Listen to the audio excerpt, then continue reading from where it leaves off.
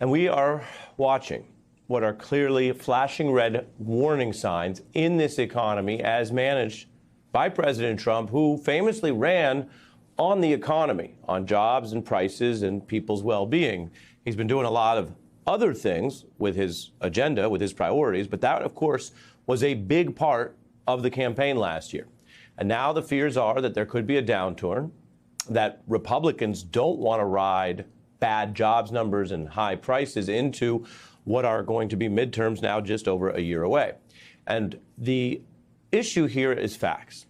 We have all watched our politics and propaganda turn more and more on what we might charitably call something other than reality. And yet certain realities, especially when it comes to people's livelihoods, their jobs, whether they have money in the bank and money coming in from an employer, that can't just be propagandized or podcasted away. And that brings us to the top story right now, the brutal new jobs report that shows hiring stalling out in America. Only about 20,000 jobs added. That is basically a small number and is also, and this is important in how this economic stuff tends to work, a lot lower than what was expected. So you can see universal headlines there, warning signs, slowdown. It's the first jobs report as well since the reality issue came up on jobs. Donald Trump has been caught lying more than any other modern politician. Washington Post actually kept account for many years. It's not a criticism, it's a fact that he lies all the time. And in the second term, he's been more brazen about trying to get other people to lie for him, even in the career civil service. And so he actually ousted the person who had the bad news on these same jobs reports before. But firing the people giving you the bad news, hoping to distract, that's not really working. In fact, here's how it's even playing on Fox Business. Weakness in the job market. 22,000 jobs added in the month of August. That was much less than the expectation of 75,000 guys. There's a labor crisis. So it's a weaker than expected number, and these revisions are pretty brutal. So there's a lot of concern. You may have more of a deflationary situation there, which I thought all along. By the way, a history lesson, folks. That's what we had in the 1930s. Reference there to the Great Depression, weak, brutal. Trump's labor secretary is doing a version of what Trump did, basically saying maybe these numbers aren't real or they don't mean anything. Take a look. Do tariffs have anything to do with this slowing job market? Unemployment is still holding steady. Statistically, it's non-existent. Statistically, it's a problem. A labor secretary trying to sort of use what are fancier words, and there are debates over, of course, economic numbers, but basically argue to everyone, including even straightforward questions there on the financial news networks, that what you see isn't real. Out in the markets, out in the job market as well, people find it very real. And Trump is in negative territory already. He talks about a lot of different topics. There's a lot of other things going on, of course, that are covered, but he's down 15 on jobs already, down 30 on inflation and prices, which again was the issue where he attacked the incumbent Biden-Harris administration to great effect. And President Biden himself acknowledged there was a price and inflation problem. We all lived through that. The question is, how's the medicine going? Did the guy who ran on fixing that get anywhere? Or is it status quo, meaning Donald Trump has a Biden-level economic problem, or is it even worse? The big thing was that he was going to make your economic life better and daily purchases more affordable. And I went on groceries. It's a very simple word, groceries. Like almost, who uses the word? I started using the word, the groceries. A vote for Trump means your groceries will be cheaper. It'll also bring your grocery bill way down. I have more complaints on groceries. Groceries. Well, let's look at the prices. They're up.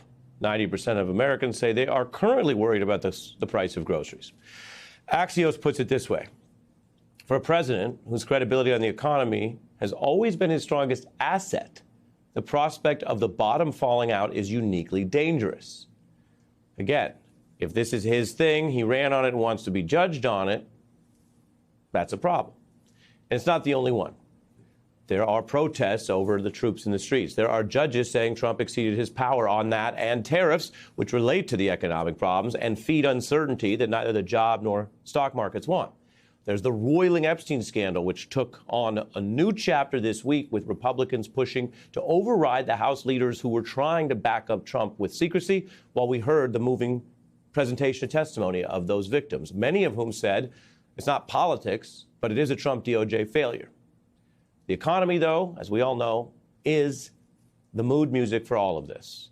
And if people are really upset about groceries and really concerned that there is a kind of endless, unfathomable trade war that even judges from both parties, appointed by presidents of both parties, say he might not even have the power to wage, well, that sets things on a different course as Americans pay attention again here in this beginning of the fall.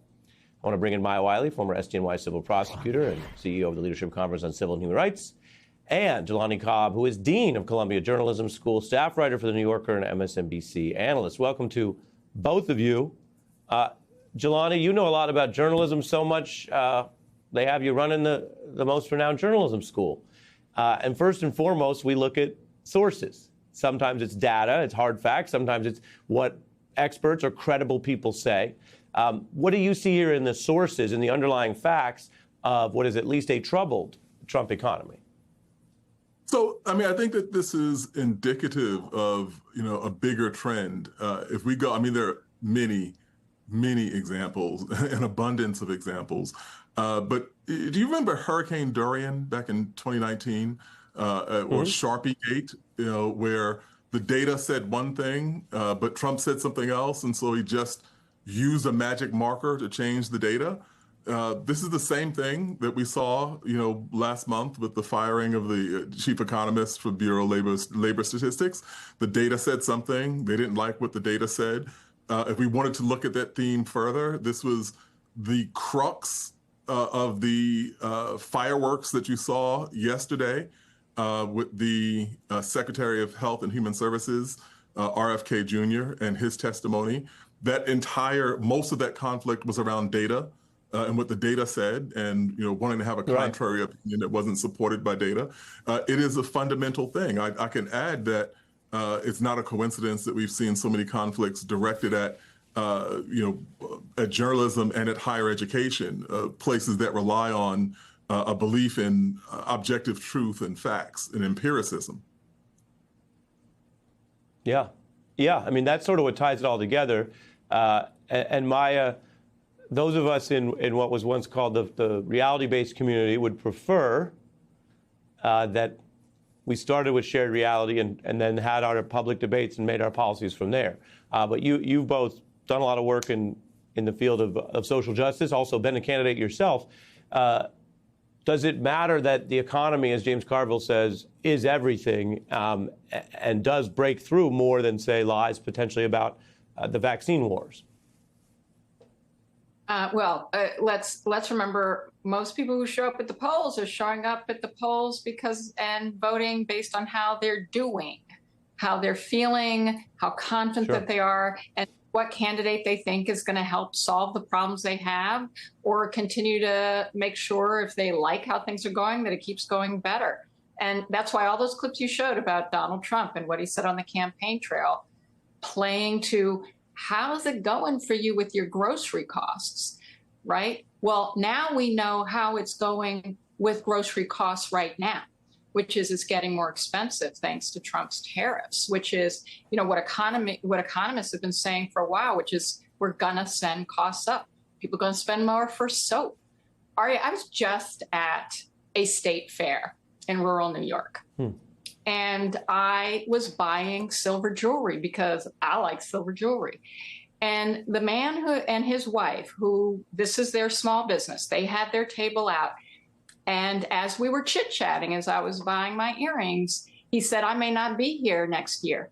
And I said, well, why not? And he said, because silver is going up 40%. If that's the conversation I am having at a county fair, Donald Trump has a problem. Because what we're hearing, remember, 68% of rural voters voted for Donald Trump.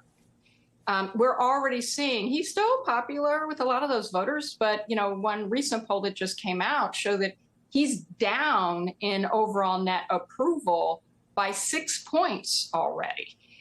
with rural voters. But this is why, because of people, and what we know from the economists is the people who are going to feel it the most are the people who are already struggling. Well, Right. those Absolutely. are some of the people Trump so proudly, said he activated and got out to vote. And those are the people who are going to have the biggest pain points. And we're going to see it also with that, with what he did with budget, what he's doing with cutting programs, how already 2.4 million people are going to find it harder because they're going to start losing their SNAP benefits. That's food on the table. And what we forget is those people, a lot of them are working, and their families and their kids. This is not going well, but it's not going to go well because what everyone is going to understand is whether or not they're struggling more or their lives are getting better. And all that we're hearing, even anecdotally, and even if you're just out in the street, is it's getting harder. Yeah. And the reference to county fairs, Sharpie that one. The reference to county fairs, I know that excites Jelani because the New Yorker has many cartoons in the county fair pantheon. That you'll see a pig in a top hat. You'll see a pig going to a dinner.